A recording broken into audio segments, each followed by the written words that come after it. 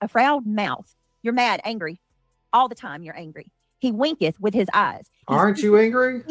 He teacheth with his fingers. Real. Forwardness is in his heart. He deviseth mischief continually. He soweth discord. What do you do every day, Petty? You go as you spew that madder than a motherfucker. Hey, Muscles, what you doing? Hey, sorry I got cut off last night all of a sudden. My phone was doing something weird. StreamYard was making it go nuts. So I just was listening to some of this too and, going to do a little response because last night, whenever, I'm assuming I think the bog thing's already happened, but when she spoke out against. We played that at the beginning of the stream and then she came up for a few minutes, but yes, it was okay. Great. Yes.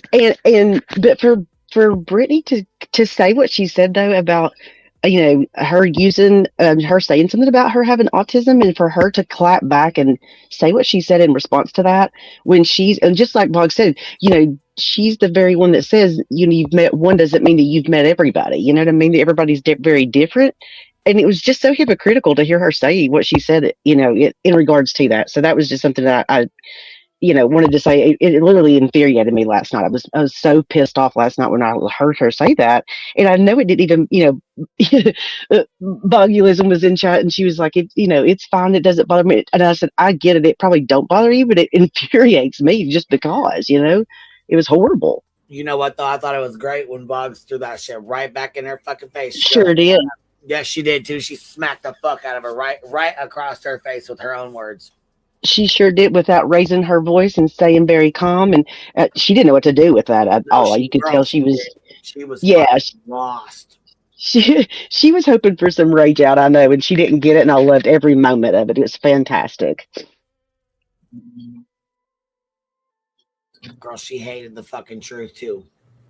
Yeah. Oh yeah, because you've seen because of that, because of the conversation. Okay, when we first came on here, I had played went straight to her live from last night to the timestamp and played Boggs up there.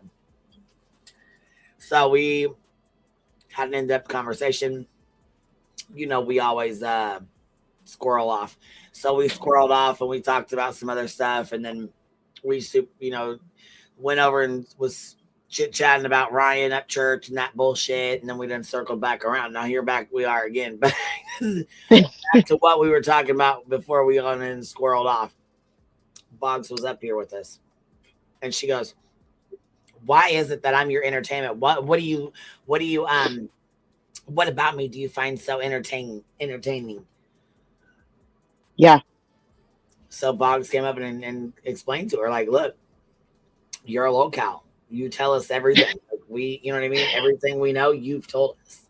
She's like, nah, not everything. She's like, yeah, for the most part, everything. And like she very calmly let her know. It was it was amazing. Now she has a live setup that says, and I know, like I said, I know she's listening. That's why I told her, why don't you just crack the fucking link? I know you're listening.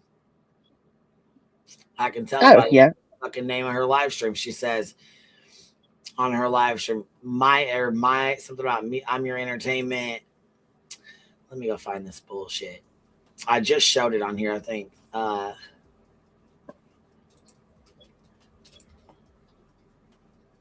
It's some ignorant shit. Hold on here. For your entertainment, let's have an in-depth discussion. Oh my gosh. Seriously. Yeah, like what the fuck? Wow. And here's another thing too. With the whole Bible verse thing, like, kudos to Petty for what Petty wanted, so what she wanted to say, whatever.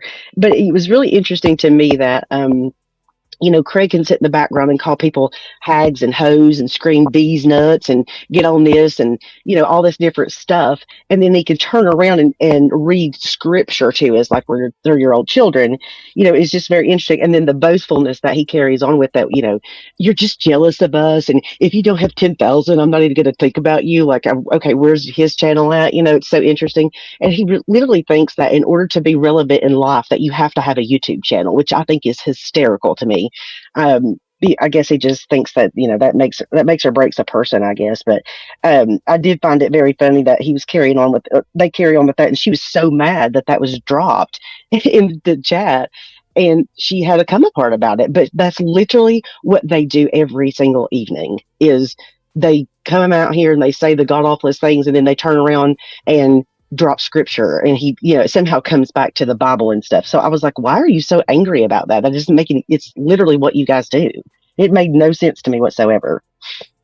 That's because it hits home. I agreed.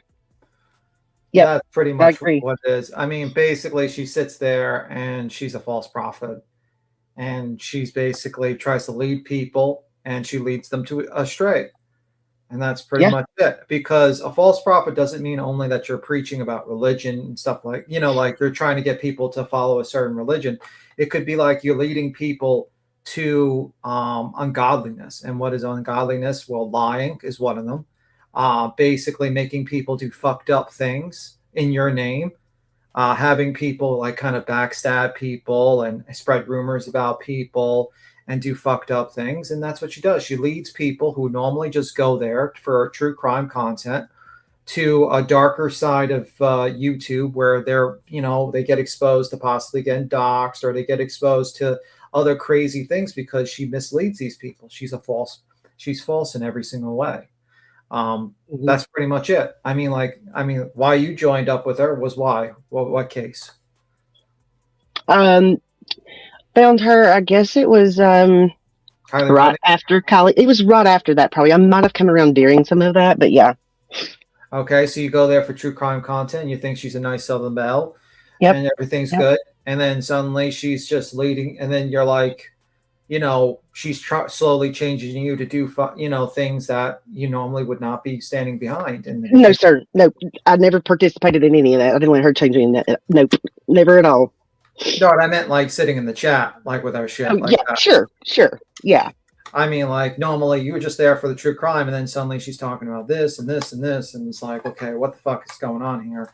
I was here to talk about true crime and maybe talk about a case, and we're talking about this channel, we're talking about this, and we're having this person on the panel talking about someone strangling and all this bullshit, Yeah, that's pretty much it.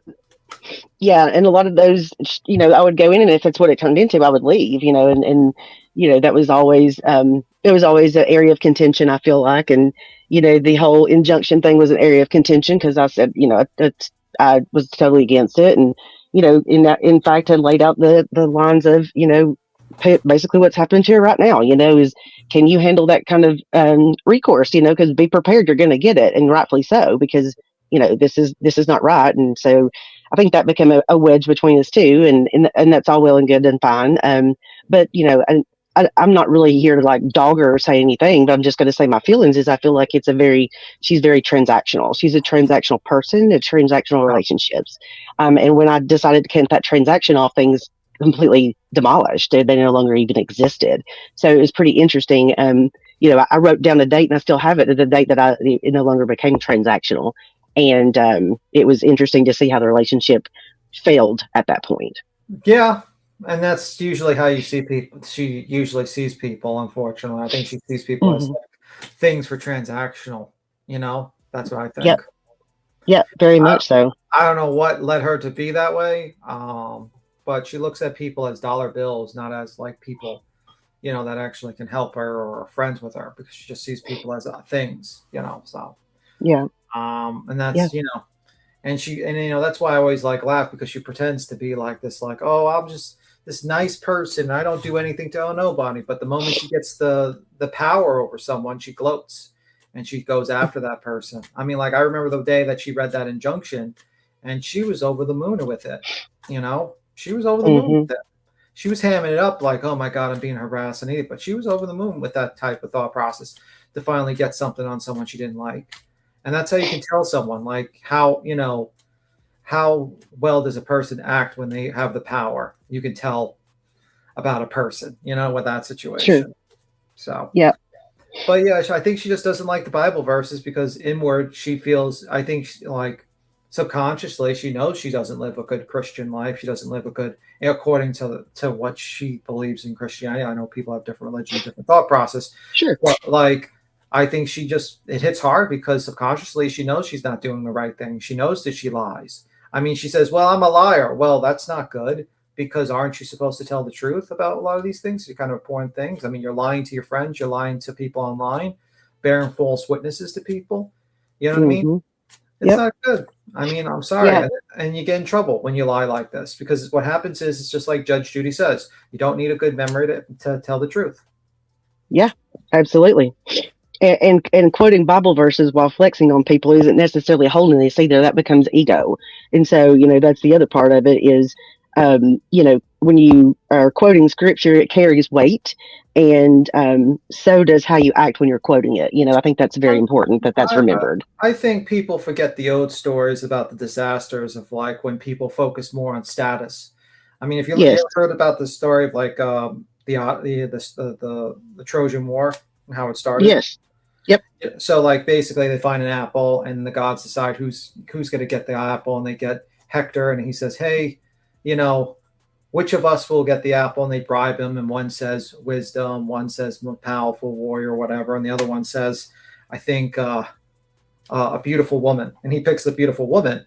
And the reason why he picks a beautiful woman instead of wisdom and power, because of status. And what did that lead to? Destruction of his entire empire. That makes me a better human being in the long run. So I, know some things to look out for. But, there's times I looked at myself like, what are you doing here? Like, what is your purpose? I had none. And so I had held on for so long because those people asked me to, that guys, I appreciate, whatever. I want to stay friends with you too, but I can't be here anymore. Like, I just cannot, because it was serving me no purpose, and at some point I have to be selfish and say, this is not serving me a good purpose. I've got to go, so that's what I did. Yeah. And the thing is that, she doesn't self-reflect and say, well, what did I do to piss this person off? And it's like, she did a lot. She doesn't, you know what I mean? She didn't have a personal conversation. She doesn't really care. And she pretends that she cares. She says, we'll pray for you, and praying is great. But, like, are you praying? Are you, like, really praying? Or are you just basically, showing to people that you're so holy? Are you actually praying? You know what I mean? That's the thing. Mm-hmm. A lot of people will say that, I'll pray for you, but are you really? A lot of people do say that. You're right. Yeah, and they do it for show. It's like you're sitting there. It's like, but I don't know. I always figure, like, when she ever says, like, the prayers, I always think it's kind of fake. But I also kind of laugh a little bit because how they use the cross and everything. Because I like to listen to history a lot, and I like to listen to, like, ancient history about